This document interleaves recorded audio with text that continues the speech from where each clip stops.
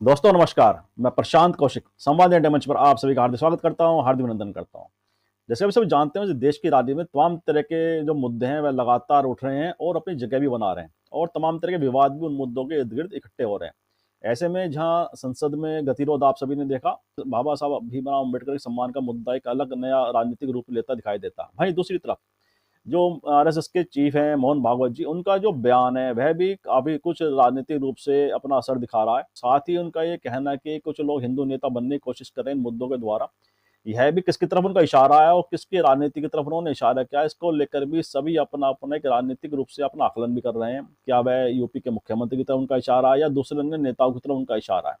तो इसको लेकर तमाम तरह के राजनीतिक विचार भी सामने आ रहे हैं और राजनीतिक आकलन भी अपने अलग अलग लोग कर रहे हैं। इसी विषय पर आज हमारी चर्चा, और हमारे साथ बहुत ही वरिष्ठ पत्रकार आज इस चर्चा में शामिल हैं। उनका परिचय मैं आप सभी से करा देता हूँ। हमारे पुष्पेंद्र शर्मा जी जुड़े हैं, बहुत ही सीनियर जर्नलिस्ट है और अमर उजाला, हिंदुस्तान जैसे बड़े समाचार पत्रों के संपादक रह चुके हैं। बहुत बहुत स्वागत करता हूँ, बहुत बहुत अभिनंदन करता हूँ। नमस्कार।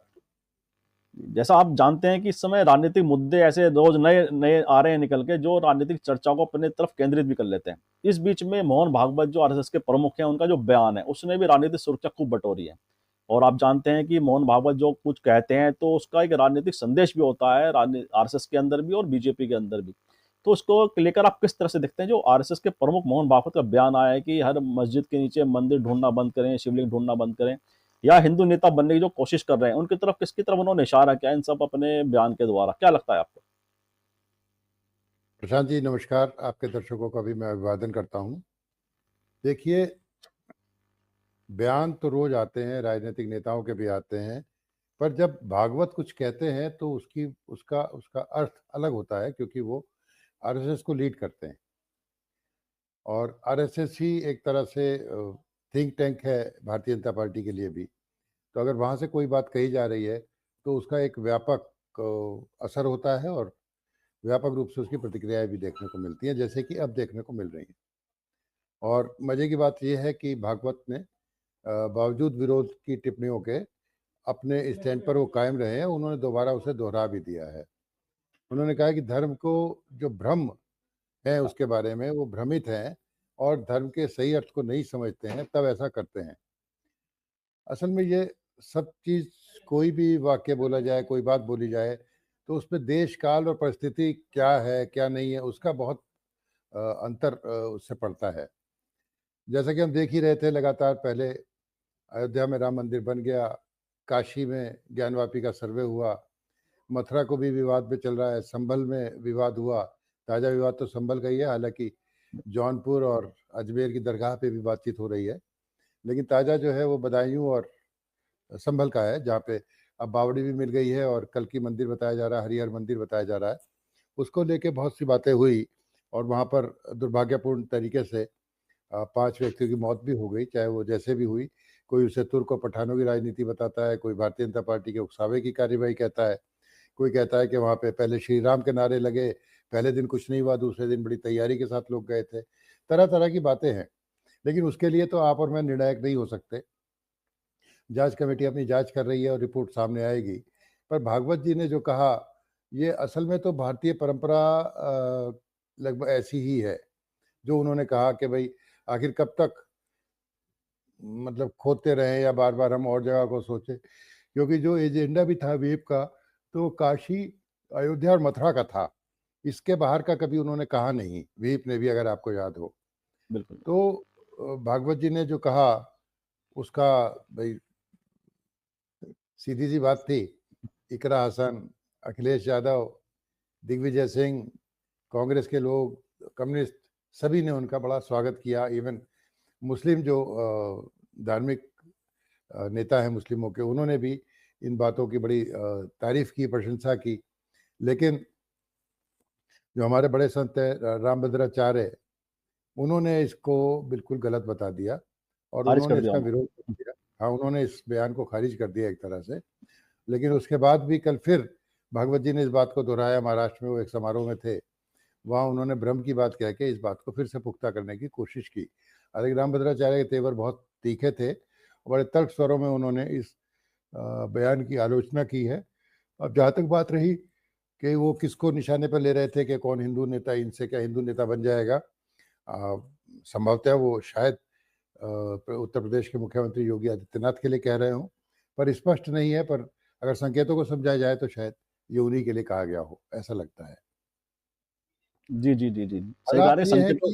कि हाँ, संकेतों को अगर समझें, इशारों जी। को अगर समझो, है ना? तो यही है। अब बात ये है कि देखिए 1991 में प्लेसेस ऑफ वर्शिप एक्ट बना।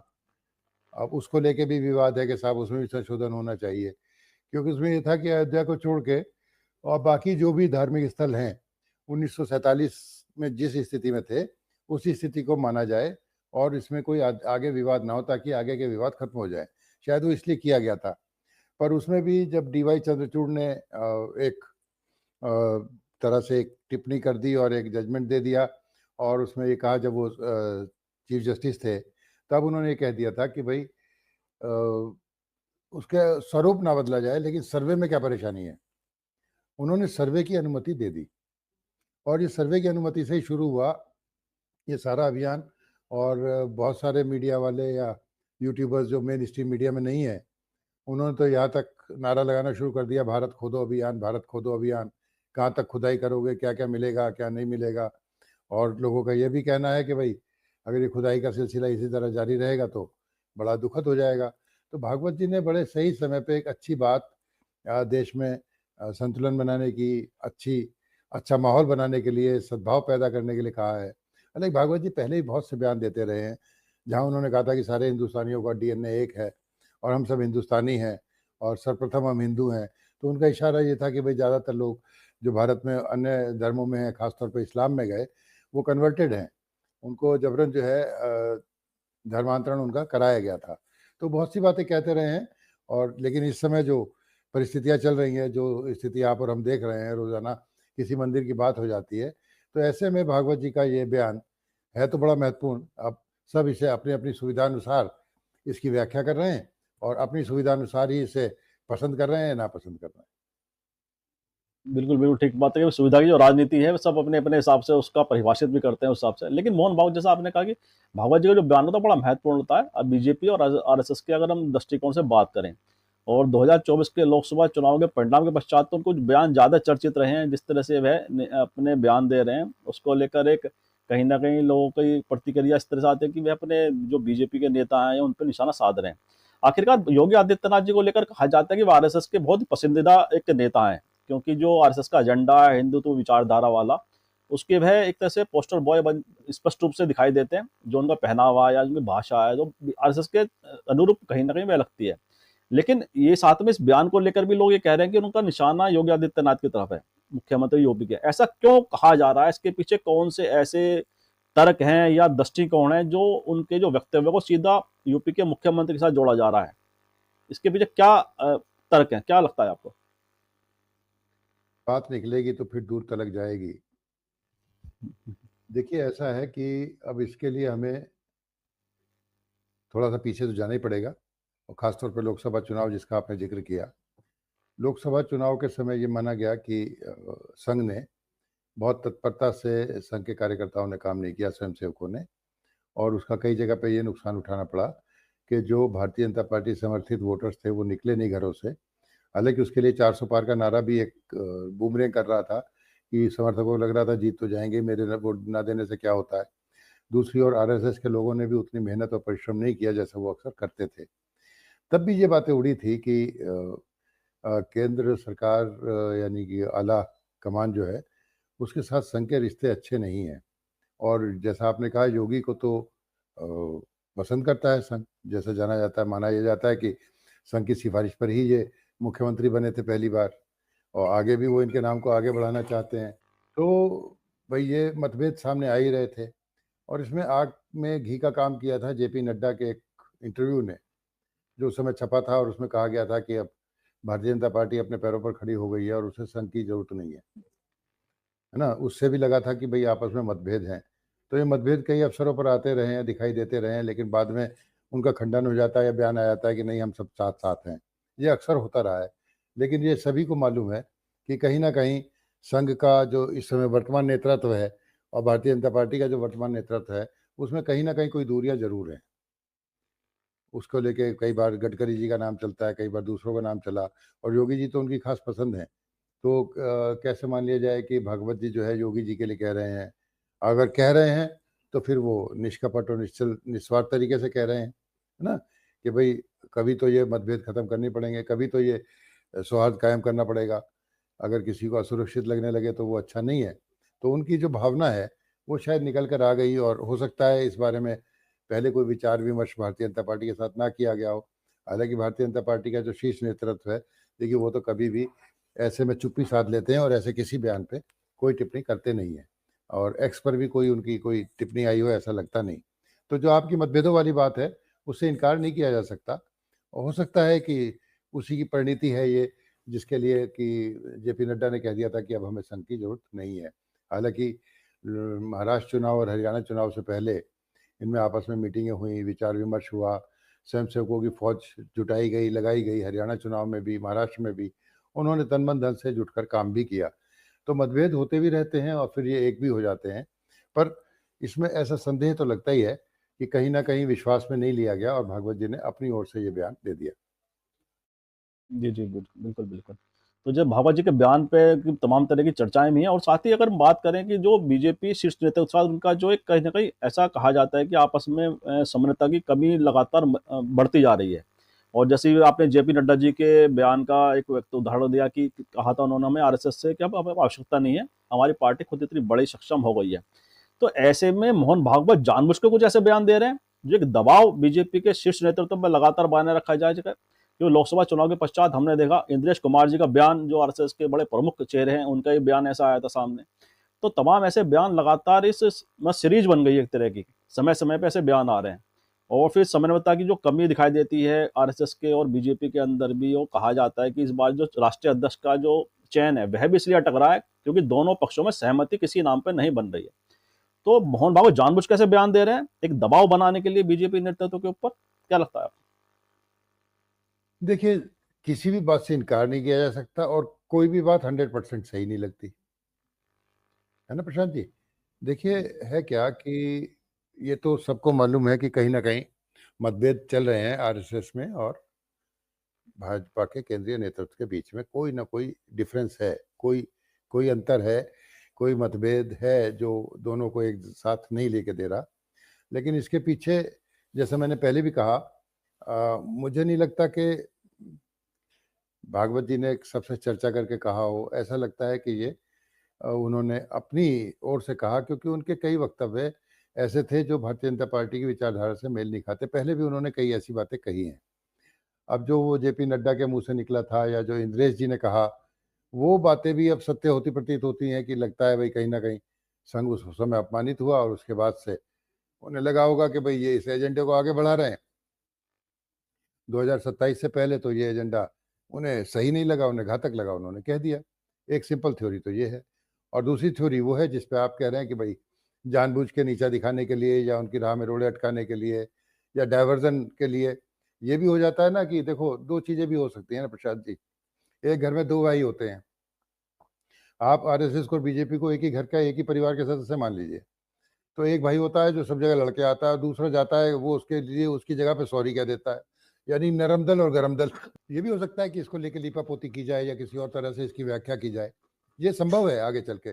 भारतीय जनता पार्टी और आरएसएस के साथ कुछ भी नामुमकिन नहीं है, प्रशांत जी। जी, जी, कभी भी बिल्कुल, यू बिल्कुल। टर्न लिया जा सकता है, कभी भी यू टर्न लिया जा सकता है, कभी भी किसी बात बयान को कहा जा सकता है कि तोड़-मरोड़ के पेश किया गया, मेरा कहना ऐसा नहीं था, इसका अर्थ ये नहीं था, इसका अर्थ ये था। तो ये तो राजनीति में चलता ही रहता है, लेकिन किसी भी बात से आपने भी जो ज़ाहिर की आशंकाएँ, उनसे इनकार भी नहीं किया जा सकता। कि राजनीतिक जो चीज़ें होती हैं उसको मैनेज करने के लिए भी तरह-तरह के बयान अलग-अलग लोगों के द्वारा दिए भी जाते हैं समय-समय पर, कि जिससे कि जैसा आपने कहा नरम दल और गरम दल की जो परिभाषा आपने बिल्कुल सही कही, राजनीति में फिट भी बैठती है। एक नेता कुछ कहता है, दूसरा नेता कुछ कहता है। तो परिस्थितियों को नियंत्रण में करने के लिए अपने हिसाब से ये इस तरह के बयान लगातार समय-समय पे आते रहते हैं। लेकिन अगर हिंदुत्ववादी राजनीति को देखें, तो जैसे रामभद्राचार्य जो बीजेपी के समर्थक संत कहे जाते हैं, महाराज हैं बड़े, बड़ा नाम है उनका। उनका जो बयान है, उन्होंने तो बड़ा स्पष्ट रेखा खींच दी है कि उन्होंने कहा कि मोहन भागवत हमारे इस तरह से उन्होंने कुछ बयान दिया है और हम तो अपने में स्वयं ही हैं कि इसलिए जो उनकी लाइन है उन्होंने सीधी अलग लाइन पकड़ी है अपनी। तो बीजेपी समर्थक जो संत समाज है जो संत एक वर्ग है जो बीजेपी को लगातार खाद पानी देता भी रहा है अपने बयानों से, अपनी जो उनके फॉलोवर्स हैं उनके द्वारा।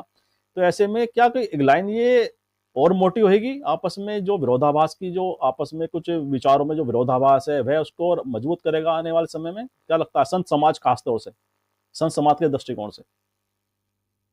नहीं, मुझे नहीं लगता कि लाइन मोटी होगी और या भागवत इस पे डटे रहेंगे।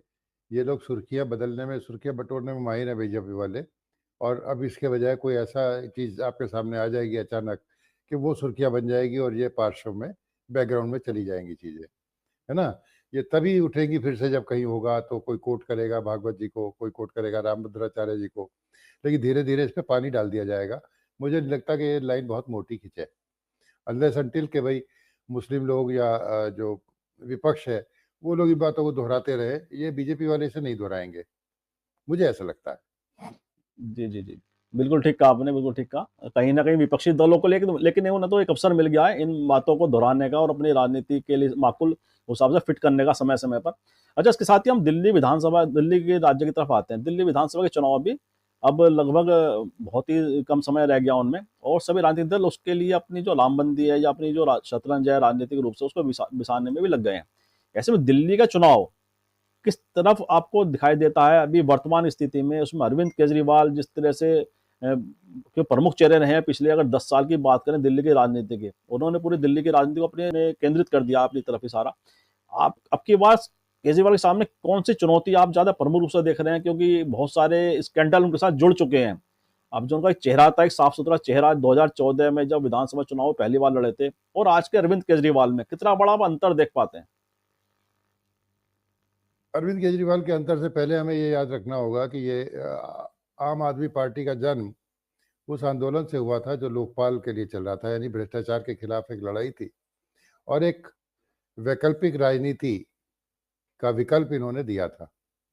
वैकल्पिक राजनीति का मतलब था भाई ना कांग्रेस ना बीजेपी, एक अलग पार्टी आ जाए और साफ सुथरी पार्टी होगी। वो लोगों का भरोसा भी था। लेकिन अब जिस तरह से इन पर दाग लगे हैं भ्रष्टाचार के, बार बार उसे साबित करने की कोशिश कर रही है भारतीय जनता पार्टी। यहाँ तक कि इस बार तो कमाल ही हो गया है।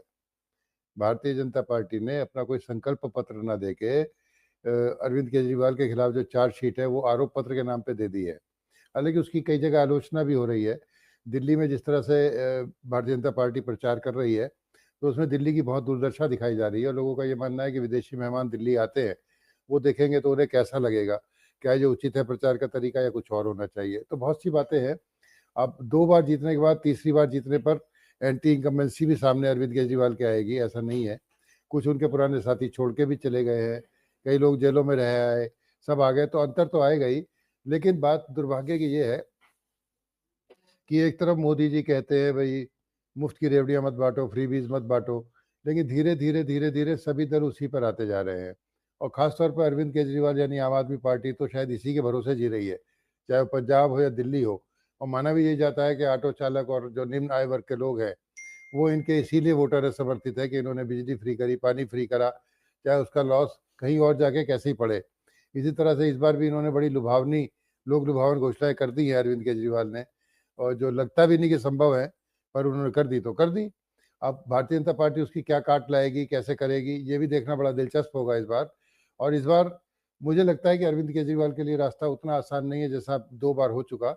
या तो अगर उन ये दोबारा से उसी प्रचंड बहुमत से जीत के आते हैं, तो हम ये मान लेंगे कि दिल्ली की जनता ने इन्हें निर्दोष मान लिया और ये मान लिया कि ये भ्रष्टाचार में लिप्त नहीं थे। जी, जी, जी। बिल्कुल ठीक बात है कि अग्नि परीक्षा भी है अरविंद केजरीवाल के लिए कि अपने को निर्दोष जनता की अदालत में साबित करें। और कहा भी उन्होंने इस्तीफा मतलब जो मुख्यमंत्री पद से वे हटे कि मैं जनता की अदालत से फिर चुन के आऊँगा, तो उनका एक बड़ा विश्वास भी है। और जैसा आपने कहा फ्री बीच की जो राजनीति है, अरविंद केजरीवाल ने निश्चित रूप से एक नया मुकाम दिया। और उसके बाद पश्चात हमने देखा कि लगातार विभिन्न राजनीतिक दल इसको अपना हथियारी बनाए हैं राजनीतिक रूप से, चाहे लाडली बहना योजना तो बड़ा चर्चित है इस समय मध्य प्रदेश की सफलता के बाद। महाराष्ट्र में भी सरकार को सफलता मिली, बीजेपी गठबंधन को वहाँ पर। और केंद्र सरकार के स्तर पर भी बड़े ऐसी योजनाएं हैं जो लगातार लोगों को, चाहे वो उनके खाते में पैसा भेजने की बात हो या राशन योजनाएं जो लगातार 80 करोड़ लोगों को राशन उपलब्ध करवाने की बात की जाती है। तो ऐसे में केवल एक ही पार्टी को आरोपित करना, फ्री बीज के अरविंद केजरीवाल को केवल आरोपित करना, और सभी राजनीतिक पार्टियां भी इसमें शामिल हैं, चाहे वो बीजेपी की सरकार हो कहीं जगह सेंट्रल में या राज्यों में, या कांग्रेस की सरकार हो। सभी इसका अपना पूरा इस जो राजनीतिक मंत्र मिला है फ्री बीज का, योजनाओं का, फ्री योजनाओं का, उसका लाभ हर कोई पार्टी उठा रही है, हर नेता उठा रहे हैं।